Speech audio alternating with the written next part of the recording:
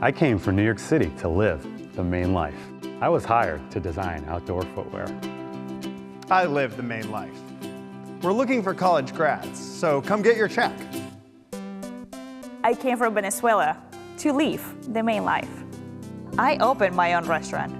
Learn more about hundreds of Maine jobs and our tax program for college grads at liveandworkinmaine.com.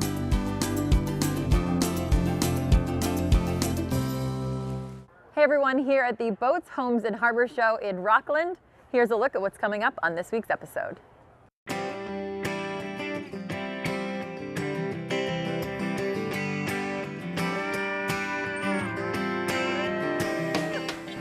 It's a wonderful, wonderful place to be. Not a bad office I think it's view not a here. bad view, huh? It's just a great place to be a surfer.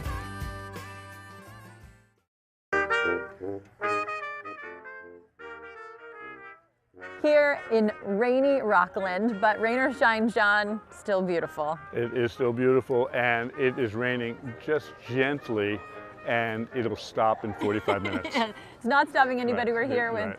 John Hanson, publisher of Boats, Homes, and Harbor magazine and the founder of this awesome event. Right. This is my 4th year attending, but you've been attending how long? We started the Maine Boats, Homes, and Harbor Show 15 years ago. Awesome. And we started our magazine 30 years ago this September. So it's an important year for us, and we're having a great time celebrating it with all of our friends. And so each and every year has a little bit of a different feel and vibe. Of course, we've got the harbor and beautiful boats behind us, but give us the lay of the land. The stars of the show are our exhibitors, our boat builders, our artists, our furniture makers, our craftsmen, our retail people. They're the stars. We also decided that we needed to show the public that although new boats can be a little pricey, as we know, you can get into the joy of boats through buying small boats. And so this year we're celebrating the Summer of Love with a small boat love-in. I'm a big fan of subscribe to the magazines and also come to the event. Yeah. John, good to see you again. Good to see you, and best of luck, and we will find you a lovely boat. Thank you. All Thank right, you, John. Take care. Bye-bye. Thank you, everybody, for watching. This is MaineLife.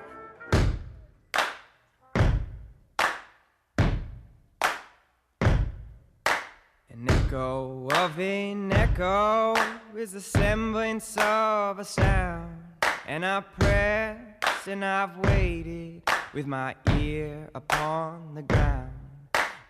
Oh, lover, I'll see you there, waiting in the willows with your autumn hair. Oh, lover, I'll see you there after many miles. This week's main business is headquartered in Portland's historic Baxter Library. Born in 1993, but reborn every year since, VIA is a full-service marketing agency, not only helping some of the world's best businesses grow in ever-changing times, but also encouraging their employees to live their Maine life to the fullest, which inspires their work every day.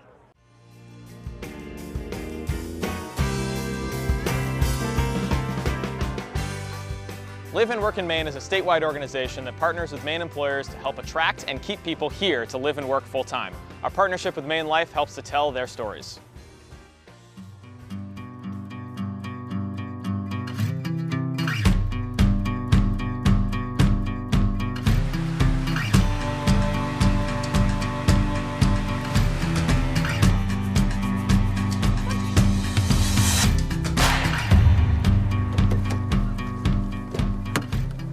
This car. A nice car, right? Yeah. Full house here in the Fiat with the MaineLife crew and VIA. You guys both have worked at VIA for how many years now? It's 8 years for me. Okay. And 5 years for me. And right, they encourage you to have fun, go out, be in the community, and bring back your creative mindset. Tell me about the culture and why you guys love working there. The culture is about having fun. It's kind of shocking that we actually get work done. But I think the work is better because we have so much fun. We work long hours, and when you spend a lot of time together, you better get along. And there's no better way to get along than to have fun with one another. So the environment is very collaborative, it's very open. People feel free to speak their piece and say what they want, and then we play together so well. I want to hear from you guys first. About the LO Bean account, when you guys first heard that you landed that. It was so personal because we live here, and that brand is absolutely essential to the state, and we want that brand to succeed because we live here. We need it to. A historic moment in the life of our agency, and I'd like to think at some point somebody will point back at the history of LO Bean and say that was a pretty big moment too.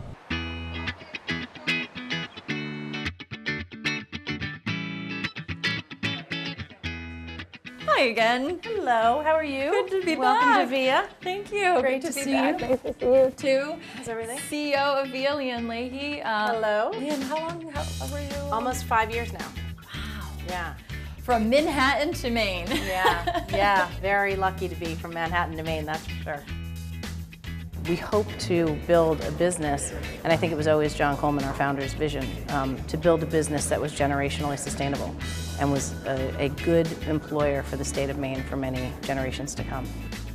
I've worked here for 6 years. There's some people who have worked here, 16 years or more, and that's not normal in the ad industry. In the ad industry, you usually move around every 2 to 3 years. That's pretty much the norm. Here, people love it so much that they stick around. So when you say think like an owner, what does that mean to you? I think it means everything from scrape your feet before you come in and muck up the carpet to don't ever put anything in front of a client that you wouldn't be super proud of. And everything in between. If you see a piece of paper on the floor, pick it up. If you have a brilliant idea but you're not on a piece of business, go share it with the team that is, because that's what's going to propel us all forward. Talk to me about your MaineLife now. It's fantastic. I say all the time, I feel like I won the lottery. I get to work at a nationally acclaimed agency, I work on world-class brands, but I get to live here. And as you saw with Teddy and Steve surfing this morning, you get to drive by the ocean on the way home or on the way to work or fish before work or go to the mountains. Do you obviously encourage your employees to get out and go do? Yeah, go-dos are designed so that we can inspire creativity for everybody in the agency all the time. We ask people to be creative in everything they do, and if we're going to ask that of them, we need to inspire them. So we do these events that are often really fun, but they're more designed as a strategic imperative. It helps us to invest in our people. It's a wonderful, wonderful place to be.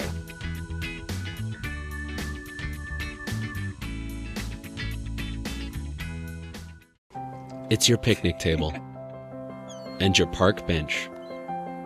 It's your hotel room, your office, and your nursery. It's your first date and a shoulder to cry on. It's your barbershop, your dance floor, and your toolbox. It's your car. Find it at Quirk.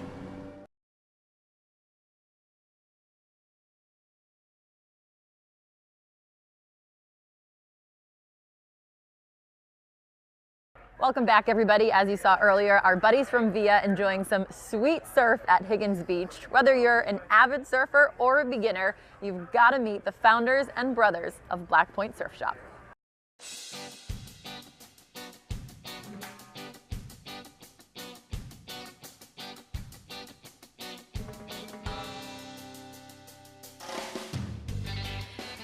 Andy and Ryan McDermott here at the Black Point Surf Shop. I dressed for the occasion, my first wetsuit, guys.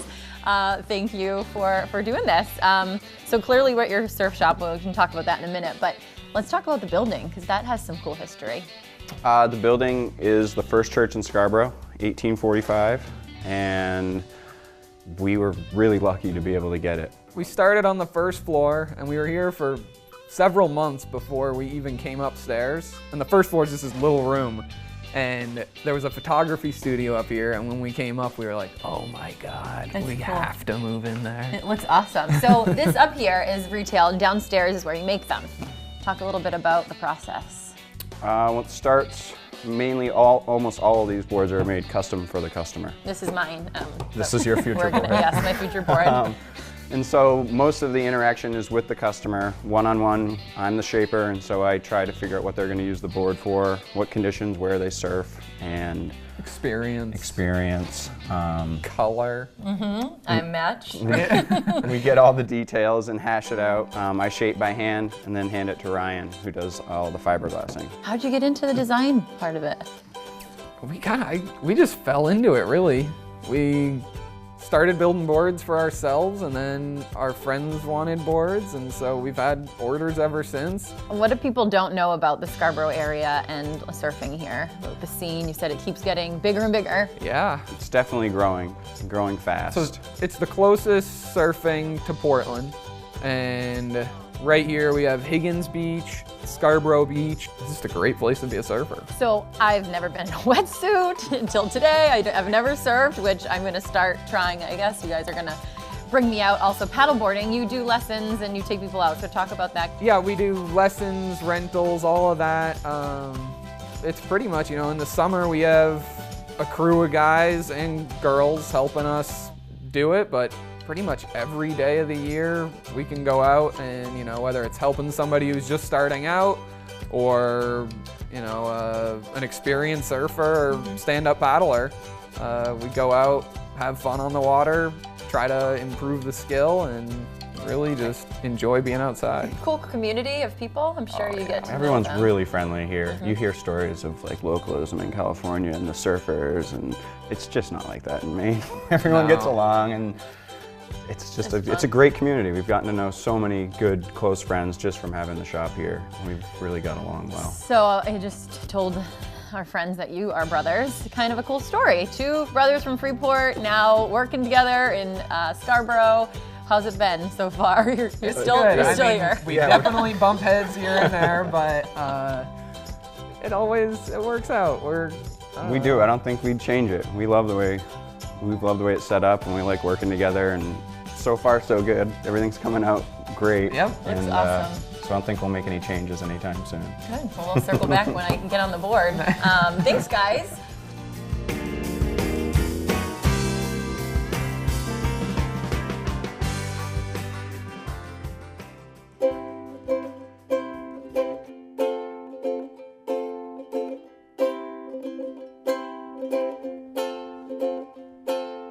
Toes slipping out from the blanket, getting up is hard when you're the only one I wanna see.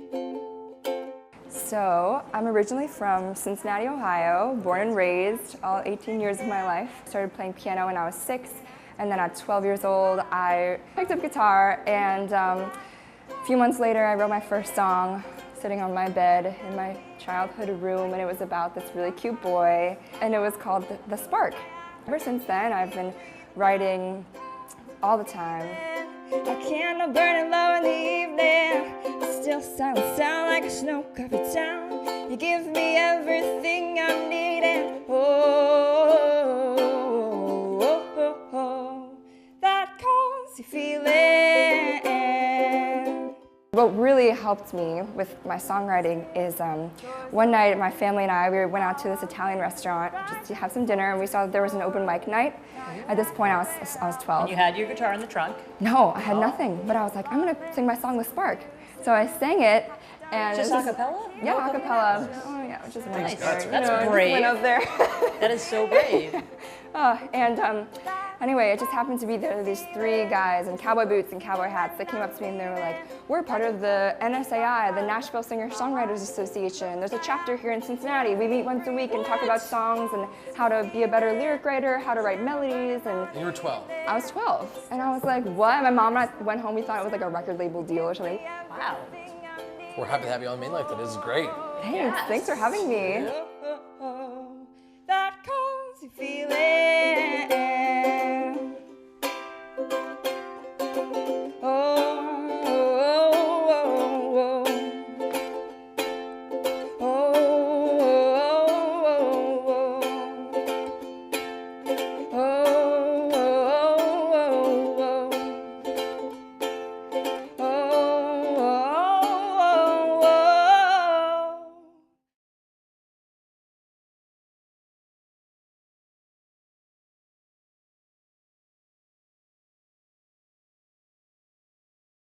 Elevating expectations every day, Yachting Solutions has grown into one of the most recognized brands in the customized boat and boatyard services industry, and lucky for us, they're right here in Rockland.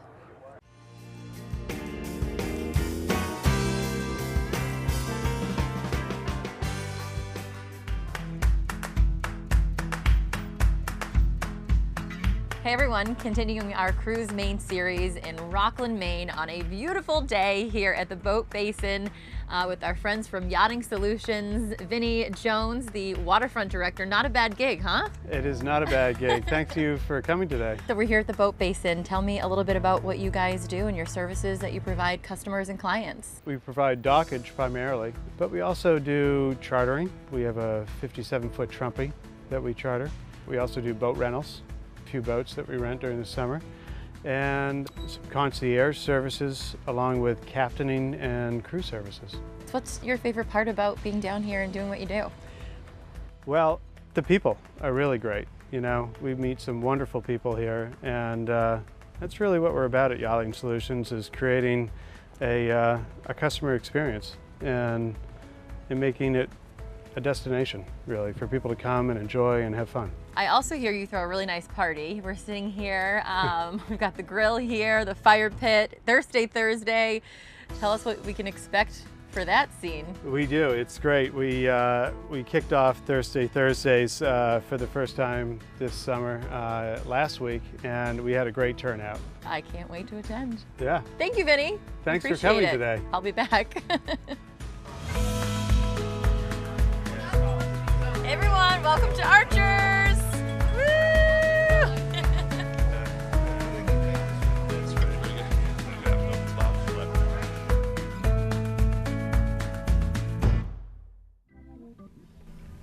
What do you got? Fortunate Son in G. Basically G. How long have you guys been doing this? Well, we've been doing this for about 3 years now. Thirsty Thursdays here at the Yachting Solutions Boat Basin. This is the guy? This is the guy right here. This is Bill Morong. Hi. Erin, how are you? Nice night. Yeah. Tim Taylor from All Group. Hi, how are you? So 3 years you said about you guys been doing this? Yeah, the Thirsty Thursday thing started, well, I don't know, 5 or 6 years ago, probably. Yeah, when we first started the marina and started expanding it, there was a group of seasonal customers that were here, and they put it together themselves. So they would all potluck the thing, and they'd bring their own music, and they'd bring their own food, and it was just a really great vibe and feel. And so, whatever, those people have come and gone, and it's changed, and a number of our customers this year said, what about Thirsty Thursday? You know, let's put that back together. So we put it back together, and we kind of, just in Yachting Solutions form, we did it a little bit bigger.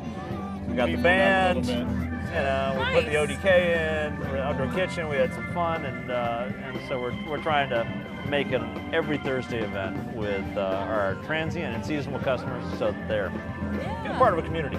Yeah, it's nice. They get to meet everybody, and yeah, very cool. Yeah. So there's a lot of layers to your business. How did it start?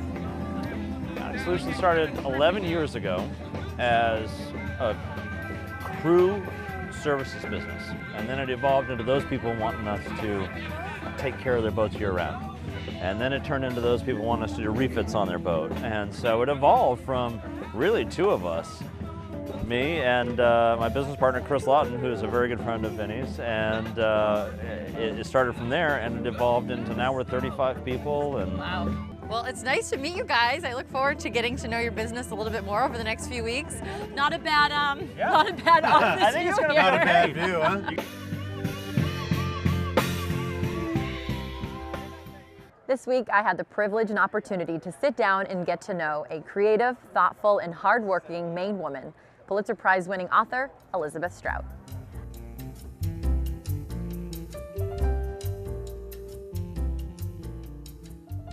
We're excited here on MaineLife to kick off a new series, Maine Authors' Lives and Work, with Maine native and Pulitzer Prize-winning author Elizabeth Strout. So happy to have you here. Nice to be here. We are in Thank you. the Fort Andros Mill in Brunswick.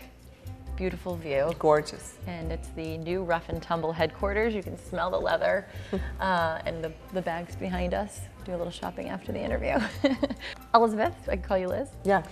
You left Maine many years ago, and your experiences living here really are influential in a lot of your writings. Right. Before we get to that, let's talk a little bit about when you left. You were at Bates, graduated, Right. and decided to branch out. Well, I went to Bates, and then I was always writing, and so I kept writing and writing, but nobody was interested, and so then I went to England, only because I didn't speak any other language. So I went to England for a year, and I worked in a pub, and I was writing and writing, and still nobody cared. So then I finally decided to go to law school. And I applied to the University of Maine Law School, and they did not let me in. So at that point, Syracuse University let me in. And that was really when I left Maine to go to Syracuse University College of Law, met my first husband there, and moved to New York City. What do you think about Maine and growing up in a small town? What perspective does that give you now in life, travels overseas, living in New York? Right. I think that it was very, very good for me as a writer because I spent a lot of time alone. And there was an isolation in my childhood, and so I spent a great deal of time alone in the woods playing quite happily, and that was the world that I knew from a very, very young age. And so the physical beauty of this state, you know, was just immediately part of who I was and who I am, and so that was enormously helpful. So you chose to raise your daughter in New York City. Yes. She is my age, so I'm fascinated to know a little bit about how she feels about Maine coming back. She was just up here recently, and she loves Maine, but she's very much a New Yorker. This is a child that was raised in New York City. She was raised on the subway. She took the subways to school. You know, the whole thing, it was just an entirely different way of living. And I'm very happy that she was raised in New York. I thought it was a good place for her. So she's a New Yorker through and through, and she loves Maine, and she's interested in it, and she understands that it's part of her heritage. In an interview that you might not remember, in 1999, of course, that was your first novel. It was a huge success. Yeah. And the interviewer said, you know, you write a lot about ordinary people. Oh, right. Because you're ordinary. Exactly. But I'm watching this interview, getting so excited for you. It was almost like I'm watching a movie, because 10 years later, she doesn't know that she's about to win a Pulitzer Prize. Right. So do you still feel ordinary? Oh, absolutely. Yeah. How did that award change your career, your life, your perspective? Honestly, the Pulitzer just, you know, I was older when I got it, and I think that helps, because if I'd been young, it might have been a different story, but I don't know. But so the main thing it did was brought me new readers. It brought me a lot more readers. And so my sense of responsibility rose. What does your Maine life look like? My Maine life looks like it's a wonderful place for me to work, because I have a studio here that's separate from where we live, which I've never had before. And that's been really wonderful. And it's a small town, and, you know, friendly people. And so it's great. How do you get inspired to write more? What inspires you? What's been interesting for me is every single time that I have started to end a book, something has risen in a little tiny dot on the horizon and come closer to me as I've been finishing a book, so that I end up knowing, okay, this is what I'll be working on now. It's so far that's happened. It's amazing. Thanks for joining us, everyone. We hope to see you here next year at the Boats, Homes, and Harbor Show, and next week on Maine Life. Here's one last song from singer-songwriter Olivia Frances.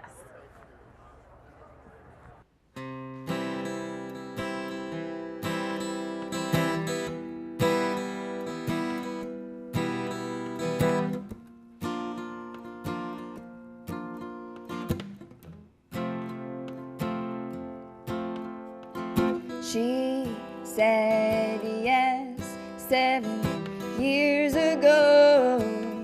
Back then you treated gold.